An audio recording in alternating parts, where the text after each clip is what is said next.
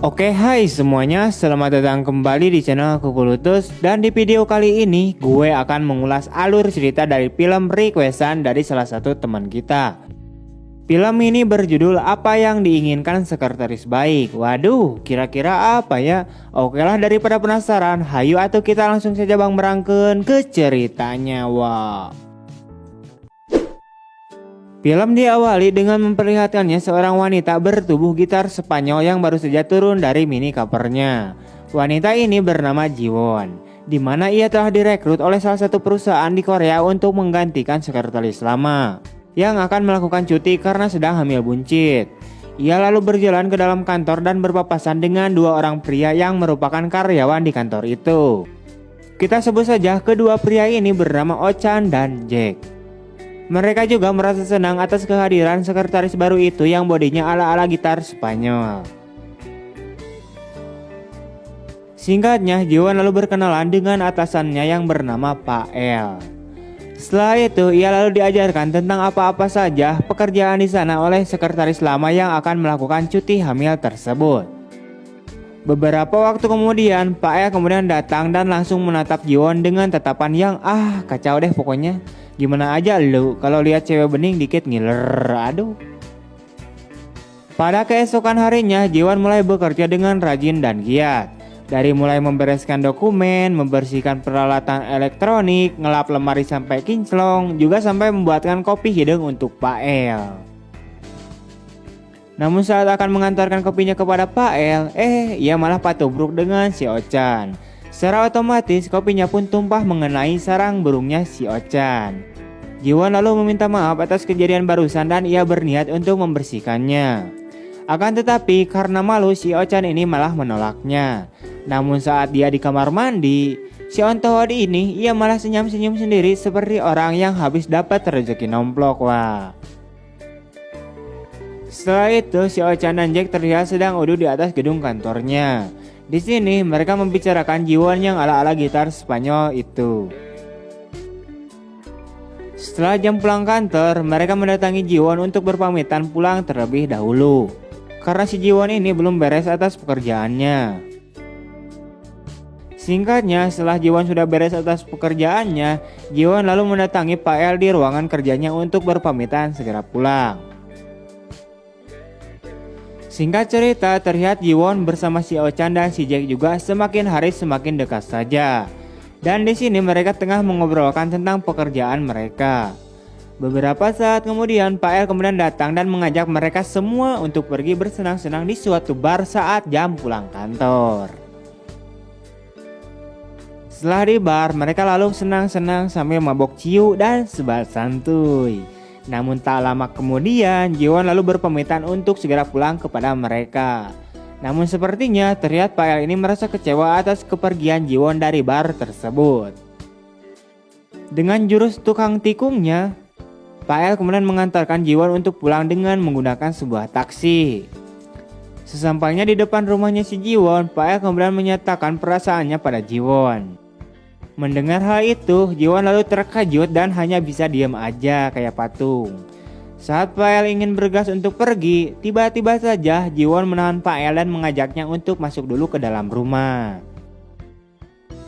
Setelah masuk ke dalam rumah, Pak El kemudian shock dan terlihat sangat kecewa.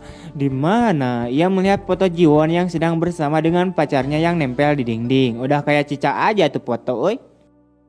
Karena sudah terlanjur kecewa, Pak El kemudian memutuskan untuk segera pulang lagi. Meskipun Jiwon di sini berusaha menahannya Pak El supaya tidak segera untuk pulang. Akan tetapi saat ingin pulang, Pak El ini tiba-tiba saja balik lagi dan melihat Jiwon dari pintu kaca rumah. Wanjir, gak ada pemandangan sekali nih orang, oi.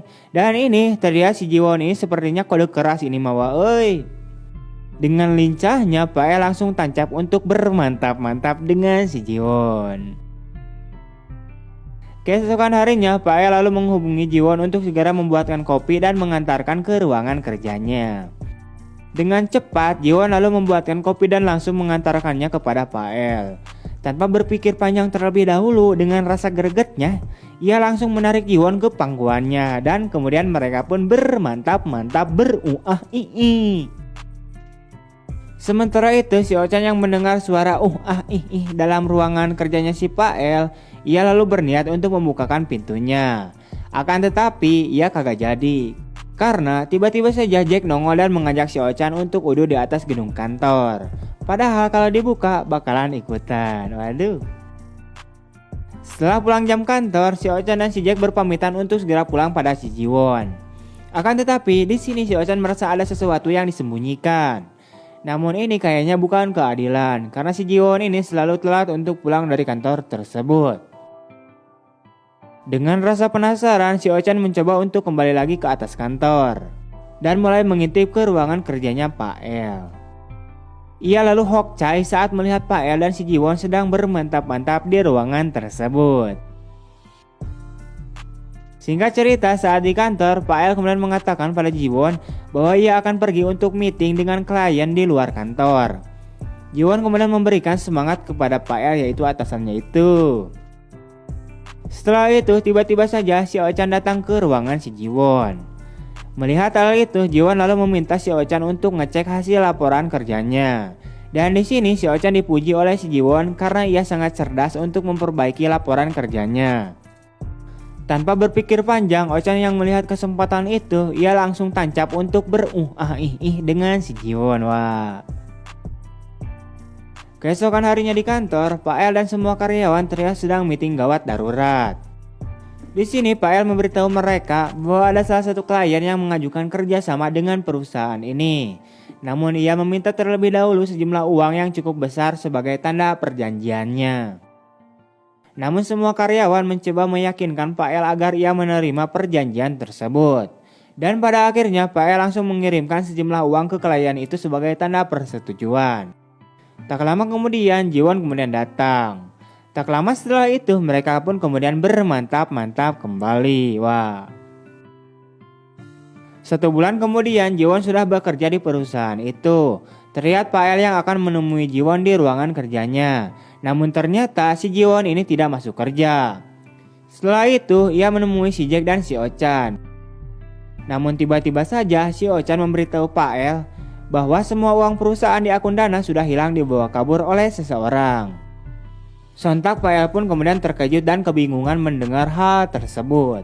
Ia lalu mencoba menghubungi si Jiwon karena sekretarisnya itulah yang memegang laporan keuangan. Namun ternyata nomor telepon si Jiwon itu sudah tidak aktif lagi. Beberapa saat kemudian si Ochan dan si Jack pun berpendapat bahwa semua uangnya telah dicuri oleh si Jiwon. Sementara itu Pak El yang sudah semakin kusut, ia lalu pergi ke sebuah bar untuk menenangkan pikirannya. Tak lama kemudian tiba-tiba saja Jiwon muncul ke hadapan si Pak El. Pak El lalu mengatakan pada Jiwon kenapa ia menghancurkannya. Jiwon lalu menjawab bahwa bukan dirinya lah yang telah melakukan semua ini. Ia juga meminta maaf kepada Pak El karena dirinya telah dipaksa oleh seseorang untuk melakukan hal tersebut. Lalu Jiwon kemudian bergegas untuk segera pergi dan meninggalkan si Pak El di bar itu. Namun yang lebih kampretnya di sini, kenapa si Pak El ini tidak menanyakan pada Jiwon siapa orang yang memaksanya. Dan tidak menahan Jiwon malah dibiarkan untuk pergi begitu saja. Aduh, abang filmnya. Namun kampretnya lagi, selang beberapa saat Pak El kemudian mendatangi si rumahnya si Jiwon. Akan tetapi yang keluar adalah seorang jantan. Ia mengatakan pada Pak El bahwa si Jiwon telah pindah rumah, namun tidak tahu pindahnya kemana. Beuh, nyaho atuh si Jiwon oge sieun di penjara euy. Keesokan harinya di kantor, Pak El terlihat sangat kusut karena perusahaannya kekurangan dana. Ia lalu memberitahu karyawannya bahwa perusahaan ini dinyatakan bangkrut dan akan ditutup untuk sementara. Setelah itu si Jack terlihat sedang berbicara dengan seseorang yang tidak dikenal melalui ponselnya. Di akhir film terlihat seorang wanita yang sedang membawa 2 koper yang penuh dengan uang tunai. Ternyata biang kerok dari semua ini adalah si Jack, di mana ia bekerja sama dengan sekretaris lama dan juga dengan si Jiwon untuk menipu dan mengelabui Pak El dengan kenikmatan yang sementara. Pada akhirnya rencana mereka pun berjalan dengan mulus dan berhasil menguras semua uang perusahaan itu dan kemudian film pun selesai. Oke wah, itu dia untuk alur cerita dari film kali ini. Gak usah baper dan gak usah dipikirin tentang cerita film ini yang sangat menguras nutrisi si batang. Enjoy aja lah dan jangan lupa ngopi. Kalau kalian demen terhadap film yang hanya mengandalkan adegan nya saja, ya silakan ditonton wah. Tapi kalau gak suka ya gak usah ditonton lah wah. Sesimpel itu kira-kiranya. Oke lah, gue rasa cukup. Dan jika kalian ingin memberikan saran tentang film apa selanjutnya atau sekedar request film, silakan tinggalkan jejak berupa komentar. Wah, see you next time and bye bye.